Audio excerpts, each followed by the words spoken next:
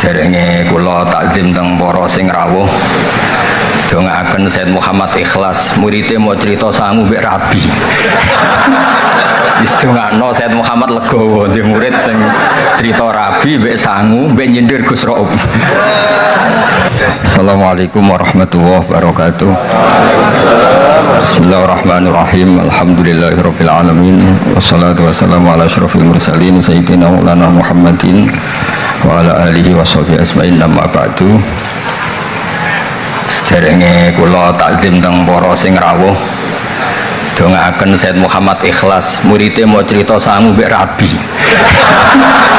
Wis dongakno Said Muhammad legowo di murid sing cerita rabi mbek sangu mbek nyindir Gus Raub. Ingkang kula hormati ini wonten Gus Raub, wonten Habib Husain, Habib Syekh Abud, wonten Habib Soleh Al-Kafs dan ingkang kula hormati. Kula berpikir begini ya. Kula ikrar ya. Kula tak sering bahasa Indonesia mawon. Kula seikrar-ikrarnya yang diceritakan para saksi tadi, murid-murid beliau adalah benar. Sebab itu kula ikut bersaksi yang membela jenengan sehingga menangi Said Muhammad ya ora di wajah ganteng kok Said Muhammad. Tapi banggalah nanti mau jenengan mlebu swarga dimodifikasi pun ganteng kowe. Oke, wonten cerita ngeten Habib Husain, wonten orang tanya, Gus kenapa Nabi itu kok ganteng, wali kok ganteng? Sing jawab ya lucu. Kok Nabi mesti mlebu swarga, dadi ngrubahi ra akeh-akeh. Dadi mulane sing rapati ganteng kudu ngibadahe sing tenanan karena mlebokno swarga wong ra ganteng ku butuh ekstra salon malaikat. Nah niku. Begini Pak Hasan, ini tonggo kula sering ngaji teng Bojonegoro, terus piyambake nggih sakjane ra rival kalian kula. Begini Pak Hasan, tadi kata Mas Lutfi itu pengganti dari nama sinten Hisam ya? Syihab.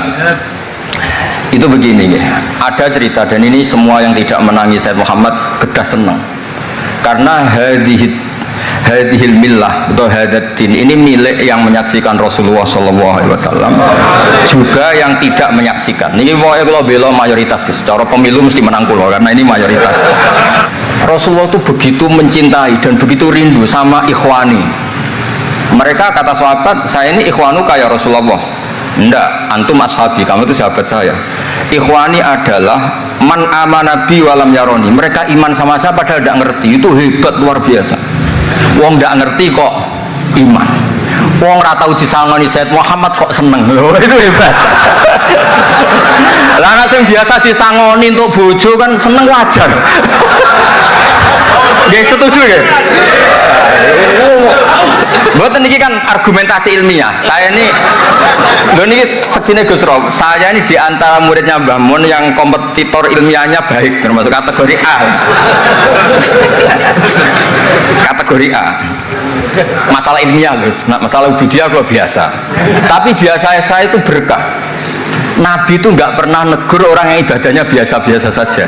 Yang ditegur adalah yang ibadahnya berlebihan. Itu Abdullah bin Amr bin As. Ngertos sampai? Yang ditegur sama yang nggak ditegur itu baik mana? Yang nggak ditegur. Nabi itu tidak pernah negur orang yang ngimami pakai kulhu, tapi pakai Baqarah ditegur. Soalnya kalau lagi partai kaum duafan. Mana suara satu lebih nanti, tapi ini hak nih. Sehingga dalam banyak cerita dan ini disepakati banyak ulama. Uwais Al-Qarni itu lam yaltaqi Rasulullah SAW.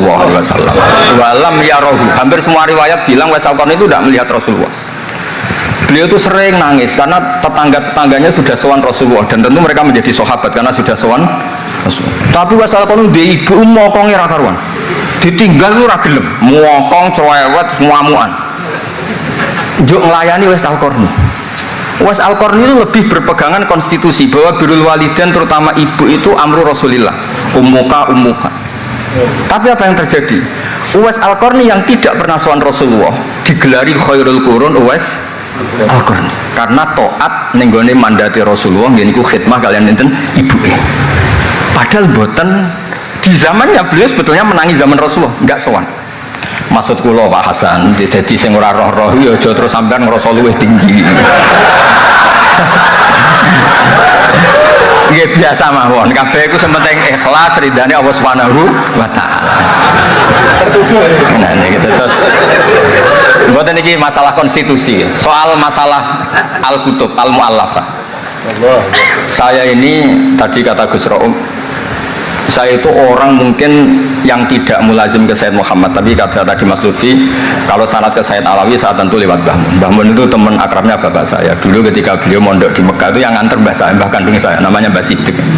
Jadi keluarga saya ya pokoknya muamalah terus musohabah semuanya sama keluarganya Gus Raum itu minal ajdad. Ya sampai kadang beda pilihan presiden, tapi tetap rukun. Karena nganggep itu urusan akidah, ini biasa mawon apa? Biasa. Begini, niki rungokno tenan. Saya entah berapa kali sampai lupa nyetak kitab, tapi bukan nyetak komersial, sama lagi bukan komersial. Jadi ini nggak perlu menyinggung siapapun, nggak komersial. Al-Hajju Fadha'il wa Ahkam itu saya nyetak entah berapa kali. Dan semua yang saya kasih Gus Rob itu mesti terus minta dibacakan. Kenapa? Karena semua fikih di Indonesia itu pasti bilang ar-ramyu itu ba'das zawal. Semua takrib, mu'in, i'ana, semuanya pasti ar-ramyu itu ba'das zawal. Kunna natahayyanu fa idza zalati syamsu romaina. Kita ini nunggu zawalu syamsi baru romaina. Ya ramyu yaumil hadi asyar. Ketika ada peristiwa muassim, terowongan Mina, karena jutaan orang ke titik yang sama di jam yang sama. Sama lagi jutaan orang ke titik yang sama di jam yang akhirnya Sayyid Muhammad memberanikan diri fatwa secara terbuka bahwa boleh ramyu qoblas zawal. Mereka mesti komplain, iki kitab apa? Sampai komplain, saya bilang ini yang ngarang putune Kanjeng Nabi. Kabeh bantah. Terus tak dudono takbir dan beliau cara ngendikan masuk akal. Ya ini sing sering haji napa mari sakniki haji ya wonten sing bisnis bareng wae sing haji lah niki cerita. Sing haji, sing bisnis sing haji tenan pokoke haji. Sebetulnya dalam ramyu itu kan boleh nafar awal, berarti selesai tanggal 12 bisa nafar sani sampai tanggal 13. Terus kata Sayyid Muhammad, jika bisa isqatur ramyi yauma salisa asar bil kulliyah, bisa menggugurkan ramyu tanggal 13 bil kulliyah. Fali ayya juzat takdim min babi aula, apalagi ini sekedar takdimul waktu. Dan beliau bilang di kitab Al-Hajju Fadha'il wa Ahkam, dan tidak yusamma mukhalafatan. Kenapa ada mukhalafah? Itla ilzama fihi bitasrih, karena Rasulullah tidak mengendikan bahwa ini harus begini. Itu hanya fi'lu. Fi'lu bisa ya dulu alal jawaz, bisa alal aulawiyah, nggak ada jaminan kalau itu syarat apa? Sah. Terus akhirnya orang tuh ayam semua, tenang semua. Berdasar fatwa Sayyid Muhammad yang kita sosialisasikan, saya baca itu berkali-kali. Jadi saya cerita, jadi ini benar-benar cerita naskahnya Sayyid Muhammad, orang cerita sang. Terus kedua, tawaful haid. Saya sering ketemu orang-orang yang nekuni medis. Gus, kalau kita pakai obat itu kadang masalah, ada efek samping gini-gini. Padahal kalau kita nunggu suci kayak cerita Sayyidah Aisyah, Rasulullah itu pimpinan.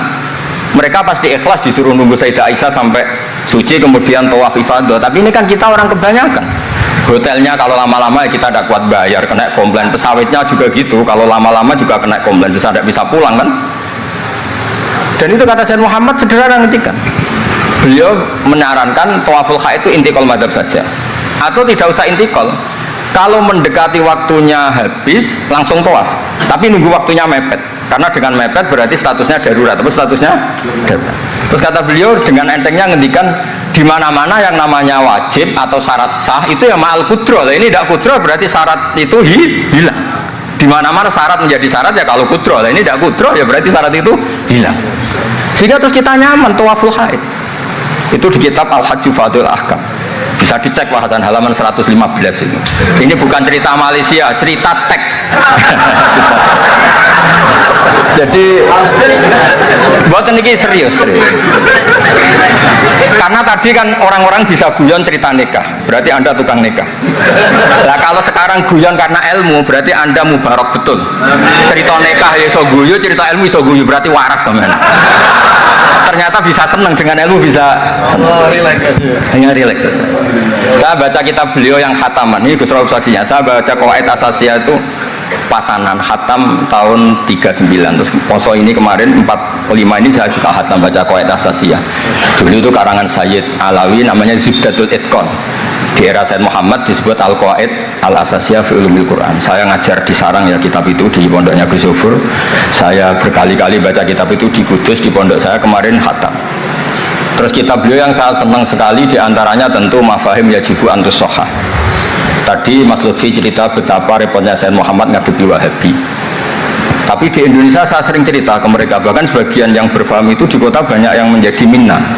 Saya cerita begini, La ilaha illallah itu kalimatun dakhala bihal kafiru al-islama fakaifa bihadil kalimah. Kok terus jadi tukhriju hadil kalimah al-muslima minal islam ilal kufri. Orang tahlilan, orang nyekel patok, orang-orang NU yang khol itu nyekel patok yang la ilaha illallah, la ilaha illallah. Itu kalimat yang orang kafir puluhan tahun menjadi muslim. Masa dengan kalimat yang sama menjadi kafir? Itu logikanya tidak kena. Berarti kalimat ini punya dua status. Ya mukminah memukminkan, juga mukafirah mengkafirkan. Itu kan lucu ini. Dan itu mereka terus menerima. Kayaknya bener Gus Pak. Masa kalimat yang 70 orang misalnya kafir dalam waktu 70 tahun itu karena melafatkan satu kalimat itu saja, la ilaha illallah Muhammadur Rasulullah, langsung menjadi apa? Menjadi muslim atau mukmin. Masa dengan kalimat yang sama hanya karena sambil megang patok terus menjadi apa? Kafir. Kalimat itu kalimat syahadatut tauhid. Makanya saya mohon para muhibbinnya Sayyid Muhammad itu harus baca kitabnya. Saya ini bukan niat sombong. Saya baca kitab beliau yang saya takriri sampai khatam itu ya Al-Hajju Fadhilul Ahkam. Saya sudah lapah berapa kali saya khatam, terutama di bab Tawaful Haid sama Amrum Qabla Zawal.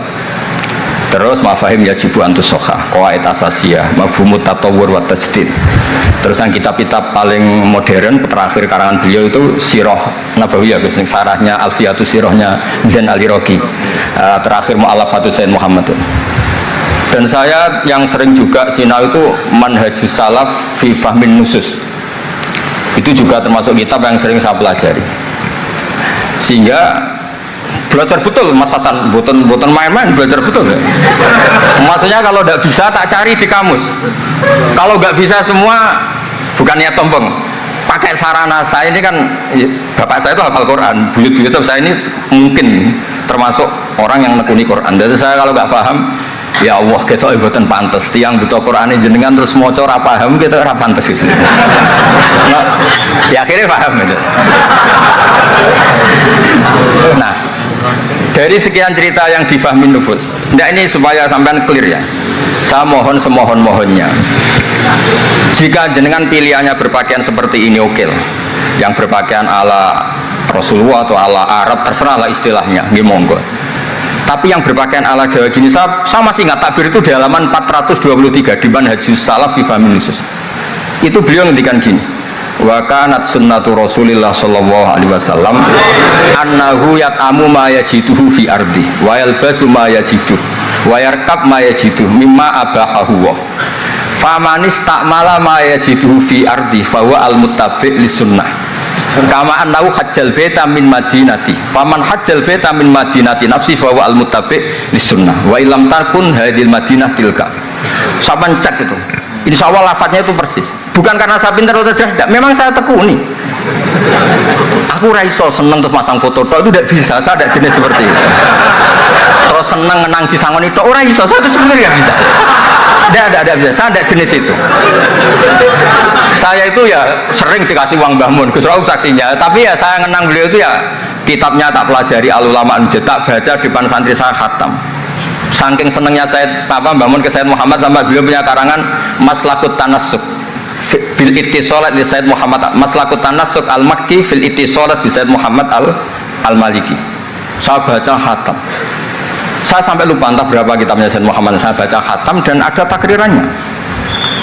Takriran ini penting karena argumentasinya ilmiah. Misalnya begini, kalau orang ke kuburan kemudian agak diluk, dianggap suratus sajidin li makhlukin, suratus sajidin li makhlukin. Maka kata saya Muhammad kadang jawab ya lucu. Berarti orang yang koinnya jatuh, koin duit receh. Kalau saya kan mungkin sudah kaya uang kayak ini, koin jatuh tidak tak ambil. Kalau sampean itu kan masih diambil. Itu kan mesti fisuroti sajid atau fisuroti roket. Lah kalau itu dianggap murtad, semua orang yang ngambil HP-nya jatuh itu semuanya murtad karena ada suratus sujud di makhluk. Kenapa ini makhluknya koin? Nah, ini bukan gitu. Ini data ya. Maksudnya tak baca di sini karena memang saya profesional. Tapi jangan undang saya, yang berundang saya Gus Robi itu pun sekali ini perjanjian. Saya ini punya buyut-buyut Habib Husain Babut. Buyut-buyut saya itu tukang uzlah. Jadi saya termasuk kiai yang nggak suka diundang. Paling saya hanya ke Pasuruan karena Kiai Hamid Pasuruan itu sepupunya mbak saya. Ke Gus Robi karena putranya guru saya. Pernah diundang Gus Kafabi karena agak-agak dipaksa. Mbah Mun itu ngaji di Bakarim, berarti jenengan cucu murid. Waduh. Kok pakai ancaman ini? Wah ya sudahlah, saya nurut. Saya nurut, tapi saya bilang begini, saya ini punya pondok Quran, sering deres Quran. Tadi kata Gus Rauf sering deres Quran, sering nyemak Quran. Ya monggo kalau berani menanggung hisab itu. Akhirnya terus sekali aja karena resiko juga kan mengganggu orang yang deres itu. Buatan ini buatan ancaman, buatan cerita mawon, buatan saya biasa mawon. Nah ini saya baca beberapa teks yang supaya jenengan ngerti. Ketika saya Muhammad mencintai Imam Malik itu, beliau sampai punya karangan Imam Daril Hijrah Malik bin Anas. Saya beri sekian cerita betapa saya Muhammad itu mencintai Imam Malik. Makanya beliau dengan gelar Al-Maliki. Beliau karuan Al-Hasani tapi beliau menyisipkan gelar apa? Al-Maliki. Kenapa? Saya cerita sekian mazayanya Imam Malik. Imam Malik itu tidak berpendapat kalau ba'da sholatil asri masuk masjid itu disunatkan sholat, karena bagaimanapun itu waktu ba'dal asri meskipun ada sebab mukorin yaitu masuk masjid. Tapi beliau ada anak kecil, di sini ada takbirnya, ada anak kecil bilang ya syekh kum farka, kamu ini sudah syekh sudah kiai masuk masjid tidak sholat tahiyatul masjid, kum farka. Beliau tidak debat, langsung sholat. Ketika ditanya innahu laisa bimadzhab, itu tidak madzhab engkau ya Malik. Inni khasyitu an akuna minal ladzina idza qila lahum ruk'u la yarka'u. Kayak apa? Maksudnya Mas Hasan, kalau senang Imam Malik yang ngarang Imam Malik, kalau senang Sayyid Muhammad ya baca kitabnya. Selain cerita dinikahkan dan cerita dikasih uang. Buat niki ganjarannya kata kalau gojlok mergi dadi jenengan seneng nyeneng ngomong itu kan ganjaran. Nah sampean takok lah ono korban nih, kalau tadi ya korban berkali-kali kan. Terus ada lagi cerita tentang Imam Malik itu pernah dimintai orang miskin, saya minta uangnya. Imam Malik jawab dohirnya itu tidak islami, saya tidak punya uang, kapan-kapan saja ke saya. Terus kata orang di dekat Imam Malik, lima adalah takulu kama yakulun nas rozaqallah. Kenapa engkau tidak seperti umumnya orang rozaqallah? Enggak jadi. Kata Imam Malik, asyaddu kalimatin ala sa'il. Kalimat terberat bagi sa'il adalah kalimat yang nyimpan roda sa'il. Walau dimna jumlatin, meskipun itu fidinim jumlatin. Terus fa'ana ujillu ismawahi ta'ala an azkurahu liman yakrohu sama'ahu walau dimna jumlatin. Saya ini ingin menyelamatkan nama Allah. Peminta itu paling nggak suka kalau ada kata-kata yang arahnya pokoknya nggak ngasih. Saya ulang lagi, peminta itu paling nggak suka kalau ada kata-kata yang arahnya itu tidak ngasih. Karena peminta ini sudah mangkel, saya menyelamatkan tidak nyebut Allah, nanti Allah jadi korban.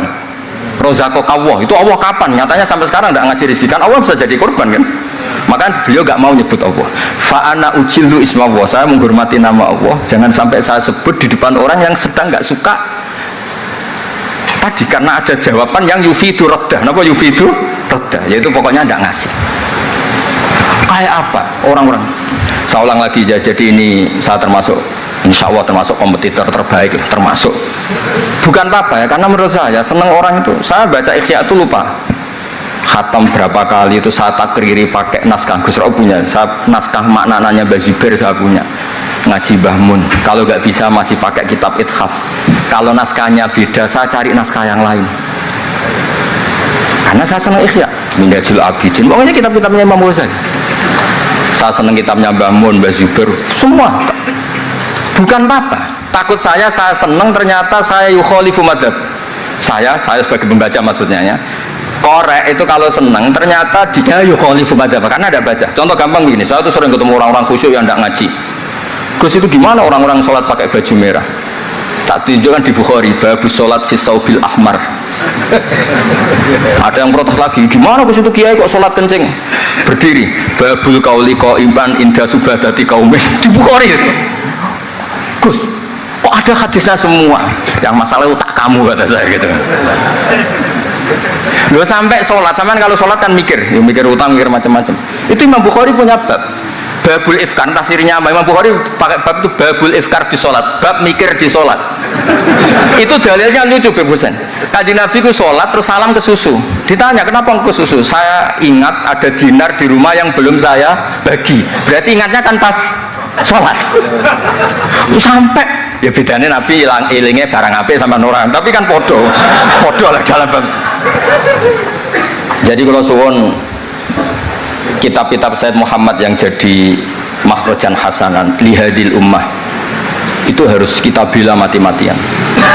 Misalnya begini, Ataqah Somadiyah, mungkin di Jawa Timur disebut Ataqah Kubra, yang baca kulhu beberapa kali, yang katanya bapaknya terus masuk surga itu. Itu kan kalau di kampung saya Gus, kalau ada baca gitu yang selain anaknya tak dah kamu tidak usah serius ramlah di bapak. Oh anaknya tenang-tenang. Pernah ada orang ngundang saya, Gus ngocok Ataqah Kubra Gus. Anaknya mau nggak manggon, monggo pinar, saya pulang. Kenapa Gus pulang? Karena anaknya ramoco wong liya bukan moco sembrono gak bener. Sing ana ning hadis awaladin sholihin yatullah, ra ono au kiyain sholihin yatullah gak bener. Langsung Gus jenengan ngawur e dalil. Aku ora ngawur pancen aku wong alim, mesti roh tenan. Sing ana ning hadis awaladin sholeh, ora au kiyain soleh. Jadi anak itu penting, malah munggah makan atau berokokan monggo. Semenjak itu kalau orang undang saya nggak berani kalau nggak khusyuk moco. Takut saya pulang. Lah misalnya yang undang bagakno nyangoni saya, sugih saya kan buatan ngefek no, teror itu buatan ngefek. Jadi ini penting, meskipun guyon ilmu itu didudukkan. Sayyid Muhammad ngendikan hadis-hadis tentang jumlah kul huwallahu ahad semuanya itu dhaif. Saya pernah ngaji itu di Kudus cerita gini, alhamdulillah kok dhaif. Hadis tentang jumlah la ilaha illallah yang banyak alhamdulillah juga dhaif. Karena kalau itu syarat sahnya harus banyak, berarti begini, mangqala la ilaha illallah mi'ata marrah lagi dakhalal jannah. Berhubung enggak ada jumlah mi'ata marrah, satu pun sudah dakhalal jannah. Kul huwallahu ahad juga sama, di riwayat Bukhari jelas. Ada orang kalau ngimami baca kulhu ditanya, kenapa engkau baca kulhu? Li'annaha sifatur rahman, fa ana uhibbu an aqra'a biha. Kata Nabi apa? Jibril datang, akhbir ya Muhammad, annallaha yuhibbu bi hubbihi qul huwallahu ahad. Dan semua riwayat kadang hanya bilang hubbuka iyyaha adkhalakal jannah. Dan enggak ada riwayat hubbuka iyyaha wa qira'atuka alfa marra wa alfa marra lagi dakhalal. Kalau ada riwayat itu innalillahi wa inna ilaihi raji'un, kita punya masalah besar karena kita nggak kuat baca lama-lama itu udah kuat. Artinya gini, kita harus menjadikan kitabnya Sayyid Muhammad ketika menvonis hadis-hadis yang jumlahnya besar tadi la ilaha illallah jumlah. Soal kamu lakukan tetap baik, kita sepakat itu baik, tapi jangan jadi aturan hukum. Saya ulang lagi, baca banyak tentu tetap baik, tapi jangan menjadi aturan. Kalau jadi aturan hukum berarti gini, dakhalal kafiru fil Islam in qara'a la ilaha illallah alfa marrah mi'ata marrah. Itu yang mengislamkan di masjid capek itu. Karena nunggu alfa marrah. Jadi saya mohon karena agama ini yuridu wa bikumul yusra, agama ini Allah inginnya itu mudah. Buistu bil hanifiyatis samha, semuanya itu mudah. Tapi jangan tahawun ya. Jadi kalau suwon tadi alhamdulillah sudah diduga saya 20 menit karena memang saya ini tidak bisa pidato. Saya kalau ngaji di rumah ini Gus Rob saksinya. Saya ngaji biasa 4 jam, 3 jam biasa ngaji. Ngaji ada kitabnya saya baca Jalalain, pinggirnya ada Sofi, ada Futuhat Ilahiyah, kadang ada Tobari, itu kuat. Kenapa saya kuat 3 jam kalau ngaji? Saya ini pecinta umatnya Rasulullah SAW. Umat itu tidak boleh hanya mendengar kata-kata seorang bahak, nggak boleh. Harus mendengar kaifa qala Tobari, wa kaifa qala Al-Baidawi, wa kaifa qala Shahibus Shafi, wa kaifa qala Imam Syafi'i. Saking hormat saya. Cuma saya nyampaikan pancen rileks guyon karena itu wasiatnya bapak. Hak kena ngaji guyon. Nah, iku wong bingung kabeh sing ngaji-ngaji.